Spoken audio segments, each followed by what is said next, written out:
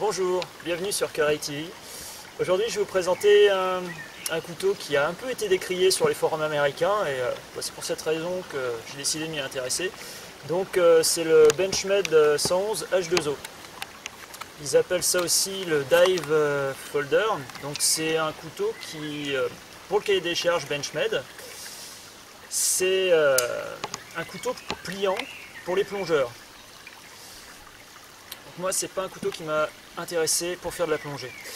L'intérêt que j'ai trouvé sur le couteau, d'une part c'est un couteau à manche jaune, parce que j'en ai marre de perdre pas mal de trucs en forêt, donc déjà la couleur jaune m'a plu. La couleur jaune aussi m'a intéressé par rapport à la marée chaussée, parce que c'est plus facile de justifier d'un couteau comme ça. Je veux dire, c'est une couleur proche des couteaux de secouristes, donc ça passe un petit peu mieux.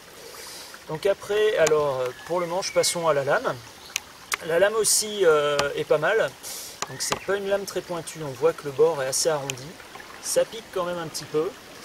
La lame, selon Benchmade, c'est un chipfoot modifié. Bon, pour moi c'est un couteau un peu à bourron, ça ressemble à un gros couteau à beurre pliant.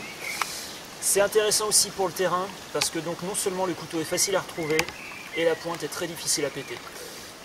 Pareil aussi au niveau des autorités, c'est un couteau pas trop mal parce que la forme est pas du tout agressive.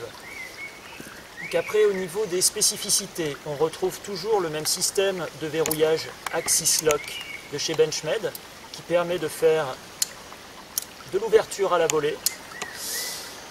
Ensuite, le couteau est construit d'une manière assez coriace, on va dire. C'est très costaud, c'est monté donc sur des liners en inox. Alors les liners ont la particularité de ne pas être à jour et donc le couteau est un peu lourd, mais au niveau robustesse c'est vraiment costaud.